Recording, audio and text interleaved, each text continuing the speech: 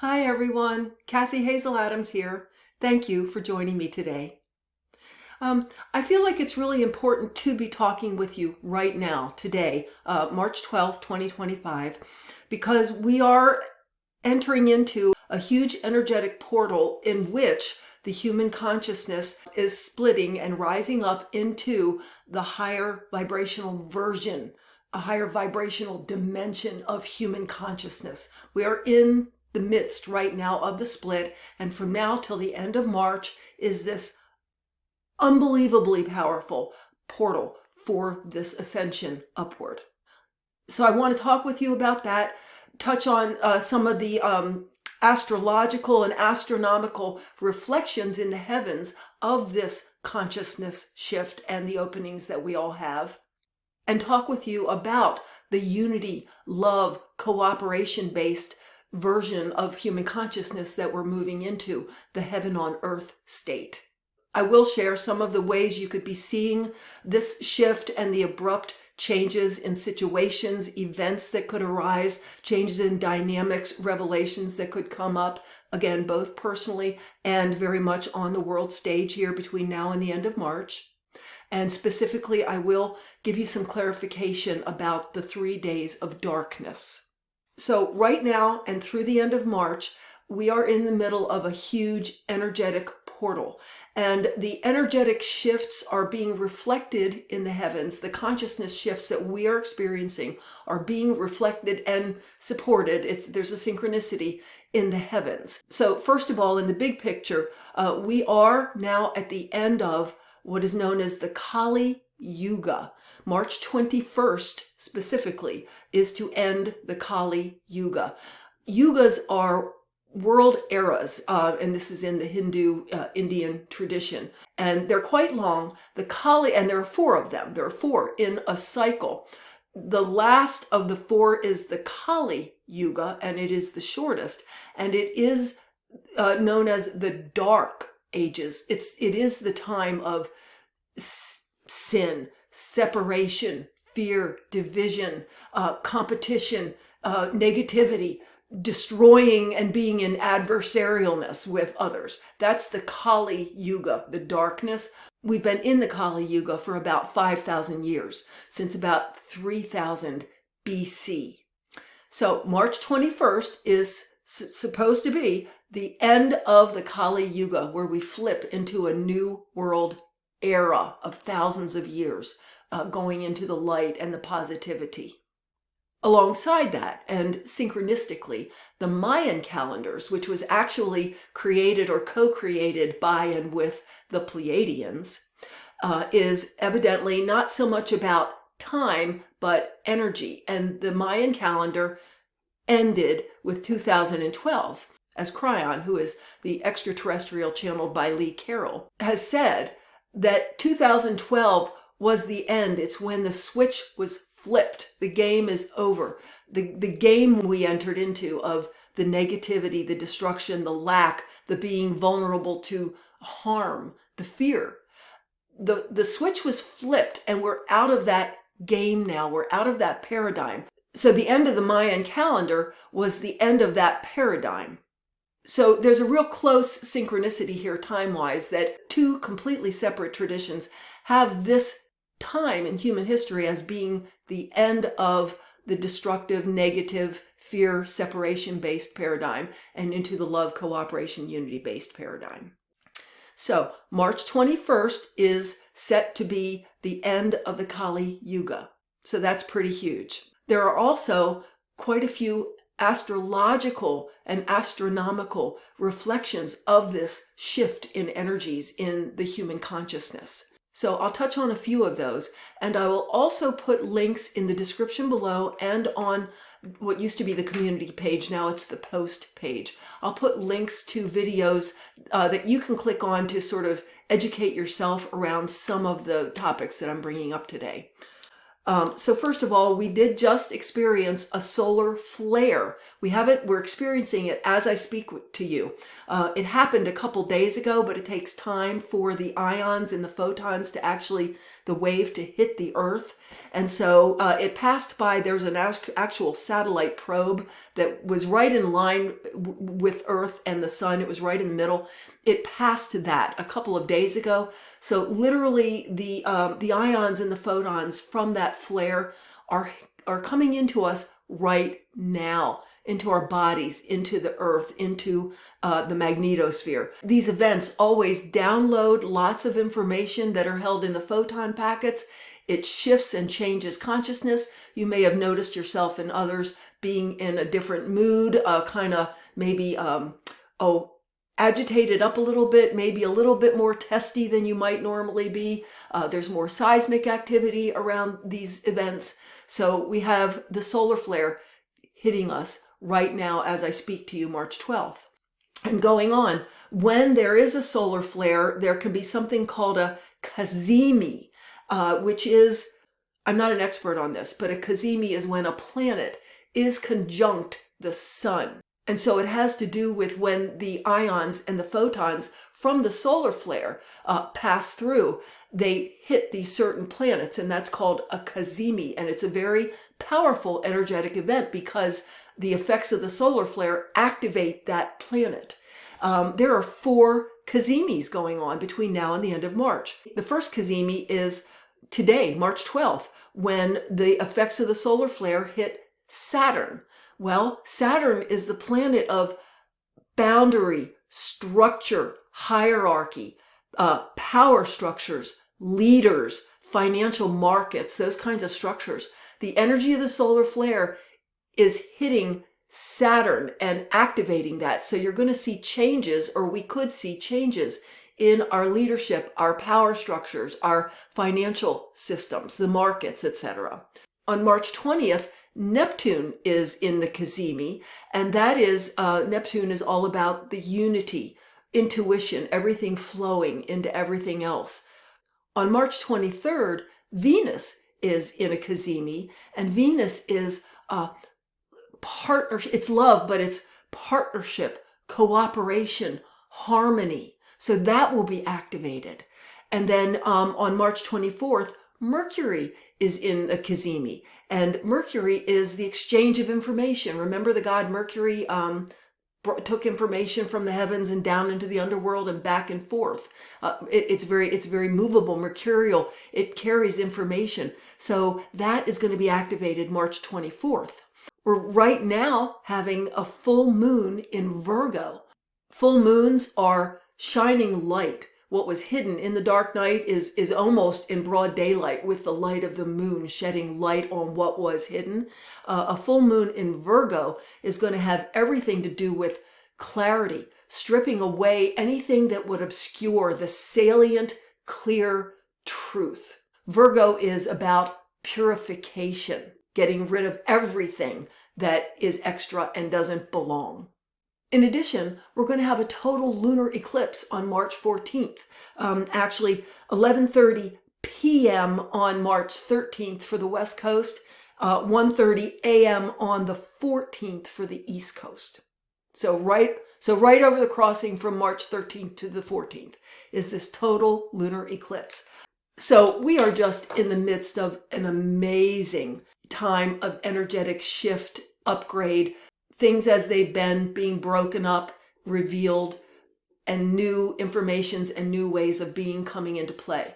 Literally, you guys, this is choice time. And I said it just that way in a video I posted just 2 or 3 or 4 days ago. We're literally at choice time. This is the split. And again, the split into those of us who are ready, willing, and able to say yes and move into the love, unity, cooperation, heaven on earth version of the earth. And those of us who just aren't there yet, who cannot go there yet, who are still, for whatever reason, clinging to the old fear-based lack, fight others to get enough of what we need, destruction, all those things, hatred, division. Everybody will ascend, just not at the same rate. Okay, so those that split off into a negative version of the earth, eventually things will coalesce again together with ascension. We're not all going at the same time in earth time. So as this split happens, and it is happening now, those of us going into the love, unity, cooperation based paradigm will see changes. We will see truths revealed. We will see less and less of the negative, destructive, greedy, adversarial types of events and people around us. The people that are still attached to that, the familiar negative paradigm, will continue to see that, and they'll have to continue to see that and deal with it until they start figuring out that that is not true to the heart. It is not enjoyable. It is not love. It is not light. And it's not a very fun place to be. And they don't need to be there. They'll realize they really have choice. There are some that know there's a choice and will still choose that right now. That's up to them. Again, at some point, they'll choose differently. So let's talk about the unity, cooperation, love-based paradigm. That can sound a little scary sometimes to people, because the first thing some can wonder, and I've had clients and students say this, well, what about my individuality? What about my creativity? I don't want to just become part of some hive consciousness. Yeah, it's not like that. And I have personally been shown and visited and felt what it is like, which is why I'm talking about it. It turns into, you literally understand that everybody is a part of you and you are a part of them. You're still you. You still know you are you, with your creative abilities, your talents, your interests, the gifts you bring to your collective. So you're still very individualized and you have your own creativity. It's just that everyone else is expressing another aspect of you as the all-encompassing God consciousness, and they have their own gifts and potentials and interests and abilities and that they bring to the collective. And everybody is fine with that. Everybody loves that. It's like, you be you and you bring your creativity and do what you do, and I'm me and I bring my creativity and I do what I do, and we're all one big happy family. All for one, one for all. We're all a team. It's like when you're on a team, whether it's in sports or maybe, I hate to use this example, but in a war, platoon, how they really are all for each other. They're there for each other. It's like that. We're all for each other. Keyword for. We're all for each other. For everyone having what they need, for everyone being happy, for everyone being able to be who and what they really are and express themselves. And no one taking advantage of someone else or being adversarial or being in competition. None of that stuff needs to be there. It's like everyone on the planet is one big happy family. Win-win for everyone. And there's no against. The thing is about a team, as we think about it in this paradigm, is, well, that means we're against another team. No, there is no against. We're all one, and we're all creative and joyful and expressing and having what we need. And the needs of one, this is important, do not infringe or impinge on the needs of another. There doesn't have to be those kinds of conflicts that we take for granted here. There doesn't need to be the conflict of the interests of one overshadowing the interests of the other. All that stuff goes away. It becomes very telepathic. There's a lot of awareness. You can see someone's heart and someone's intention. So anybody that's not completely in that love and unity and for everyone, you'll be able to see it very clearly with discernment. Not in judgment. You just see it with discernment and know that needs to be enveloped with love and lifted, if that's what's still needed. Sometimes people think that the unity means that you're not going to have like a country or a culture anymore that's individual. That's not true. There will still be the beautiful culture and of countries. It's just that everybody's working together. Imagine a world in which, instead of looking at who you can dominate and take over and control and steal from around the world, what if everybody is looking at each other, all the countries are looking at each other going, okay, how can we work together to make sure every single one of us has what we need, and what we're good at and the resources we have are used and offered to the group, the world group. And the resources and what you're good at, you offer to the group, and we all work together to make sure that we're all giving what we are best equipped to give, and we're all receiving what we need. How about a world like that? How about a world where we all work together like we're family and taking care of each other? We're all for each other, individually and as countries. In that world where everyone is coming from that paradigm, you're probably not going to have the situation where a whole bunch of people are running from their own country to try to find freedom of expression and to be able to have what they need, because they're not fleeing destructive, negative, dictatorial regimes anymore. No one's controlling and dominating and trying to make other people bend to their will. That's a very 3D fear-based construct. We've been taught to think of ourselves as being in that survival of the fittest, dog eat dog, what I call the knife fight mentality. But did you know that in his first book, Darwin mentions love 99 times? He only uses the term survival of the fittest once, and it's not even in the way that it's usually talked about. It was someone who read Darwin's book who took that phrase, survival of the fittest, and ran with it and blew it up into something Darwin didn't even mean. In his second book, Darwin says over and over that empathy is the most important human trait, because we do not survive by being individuals against each other. We survive and thrive by being a team working together. Darwin said this, you guys. So empathy is built into us. That's what the vagus nerve is. That's the ability when you see somebody going through something that you almost feel it yourself, that empathy, you can't help it. It's in your vagus nerve. We're hardwired for empathy. So the world that we're agreeing to move into does not give up individuality, does not give up individual choice, does not mean that everybody agrees with everybody all the time about everything. It's just that you're working together in union for the good of everybody, rather than being at loggerheads and going after each other and trying to dominate each other. There is literally a different, higher vibrational version or dimension of human consciousness. That's what we're lifting into. And once you experience it and see it, you can't unexperience it. You can't unsee it. It starts becoming just as clear as like warm and cold. It's two completely different feelings and qualities of consciousness. You can actually feel it. We are moving into the higher vibrational version of human consciousness, and we're meant to.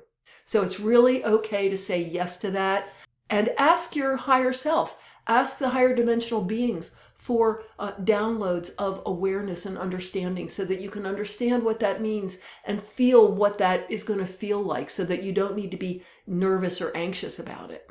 As we go through this energetic portal, as I said earlier, there's going to be a lot of revelations of information, changes in situations, changes in dynamics, not only personally, but on the world stage. Some changes could really be abrupt and jarring. We could learn things that are really angering and upsetting and sort of pull the rug out from under you. And abrupt changes are not always pleasant and comfortable.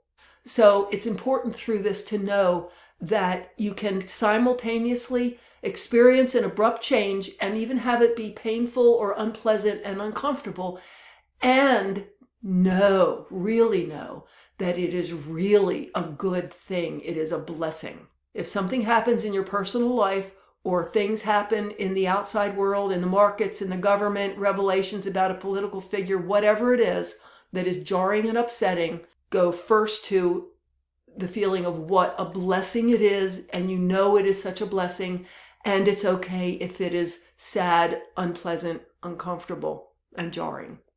Let's talk while we're here about the 3 days of darkness. I have some real specific guidance for you there. When the psychic world started out months ago talking about this, we were on a lower timeline, and it was slated to be really three ugly days of lots of hardship and struggle and pain and just something awful.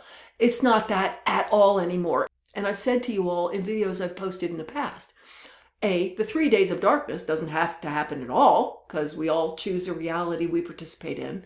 If it does happen in your reality, in your experience, it doesn't have to be the worst possible scenario of it. It could be this big instead of this big. It could just be a power outage or communications outage.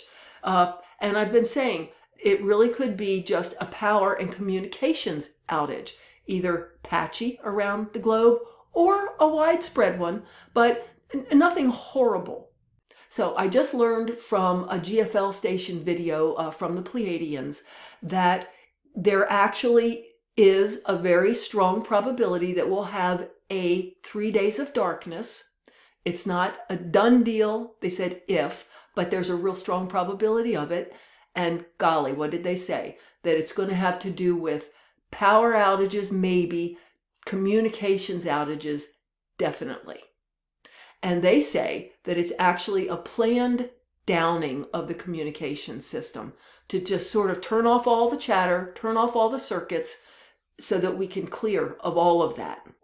I pick it up as a shutdown and a reset, not only of just the chatter and noise from social media and YouTube and all that stuff that comes into our conscious mind, but the actual electromagnetic reality, resonance that we're steeped in like tea bags, that affects our brains and affects our bodies. It's a reset and a shutdown to where that's like cleared. Just like if your internet is acting up or your computer is acting up, you turn it off completely. You let the circuits completely clear. Then power it up fresh in a fresh restart. That's what I feel like this is. In addition, in that video, they mentioned that there may even be spooled, looped, repeated documentaries revealing all kinds of things that we need to be aware of that we didn't know were true in the world around us and sort of in the dark corners around us. What I get is that there's this shut off of all the chatter as far as the communications and the devices with the electromagnetic effect it actually has on our psyche, our consciousness, and our bodies. And that the ETs have the ability to still speak to us through our devices, our computers or our TV screen, even if it's not turned on. They still have that ability. That's mentioned in one of the videos. I'll leave a link below. They have the ability to still have a communication up, even if all of our communications are shut down. And so for the 3 days of darkness, whatever that actually ends up looking like, and by the way, there is a lot of seismic activity. I and others have been having the feeling that one of the volcanoes is going to really blow. There really could be noxious gases and ash in the air. If that happens, just stay indoors for a few days. Don't be out breathing that stuff. Just like on the Big Island in Hawaii, when Kilauea is erupting, you don't go outside and breathe as much when the air has all that fog in it. So same thing. Stay inside if that happens. If communications and power go down, don't panic. You know what it is. Have some extra toilet paper on hand. Have some of the foods around that you're going to want to be able to eat because you don't know if you'll be able to go get it anywhere if all the communication systems are down. So let it just be what it is. A time to be just in this energetic clearing reset, this calm time where if you allow it, you're infused with higher dimensional consciousness, higher dimensional codes for unity, love, awareness, truth. Let those come in. Let yourself be lifted. So the 3 days of darkness, which if that happens, could be coming pretty soon, again, will be more along the lines of power outage and definitely communications outages.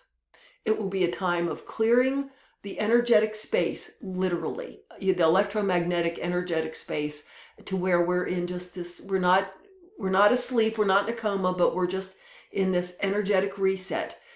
Don't be scared by it. Just stay home and enjoy the quiet, the calm, connect to your divine inner self. Ask the higher dimensionals and your inner self for help and guidance, and accept the upgrades in energies and awareness and understandings. And during this time of energetic upheaval where all these astrological, astronomical things are going on, definitely remember to ground yourself. Drink a lot of water, immerse yourself in water, even a bathtub, stand out in your yard if you can in bare feet. You're letting the Earth's frequency and electromagnetic field balance and clear your electromagnetic field. There are several videos that I highly recommend if you want to educate yourself around any of the points I've brought up today. I will include links to those videos in the description below. I will put links to the videos on what used to be the community page of YouTube. It's now called Posts. I'll put the links there, and I will put those links on my highly recommended collection page on my Patreon page. Under Patreon, there's a tab that says Collections. If you click on that tab, you'll see 5 or 6 collections. One of them is marked I highly recommend. I'll post the video links there as well. So I hope something I've said today helps you out moving forward. Remember to consciously choose love, unity, cooperation. Ask for help lifting into that consciousness dimension. Spend quiet time in active reception of information and energy from your higher self and the higher dimensional beings. Remember to do the things to ground yourself, and know above all that you will be fine. All of these shifts and changes and revelations, anything that comes up personally on the world stage, and it's all for our good. It's all for us to have a more wonderful, true to our authentic soul's joy experience. So you don't need to be afraid. You will be fine. You will have everything you need. I will invite you to join me for my spirit talks. Currently, I am holding those on the 2nd and 4th Sunday of every month. We get together on a live Zoom call. I talk about a certain topic, and then we do maybe a little bit of guided meditation. We always have energetic upgrades and transformations come in, and we do an open topic Q&A, meaning you can ask questions and I will channel answers. It can be around any topic that you've come across or have wondered about, not just the topic that we talked about at the beginning of the meeting. I'm still building that group. Right now, we are doing these on the 2nd and 4th Sunday of every month. If I get enough of a group going and that turns out to not be the best day and time to meet for everybody, I'm flexible to change that. So I hope you'll consider joining us. I'll leave a link below so that you could register for that if you care to. Blessings.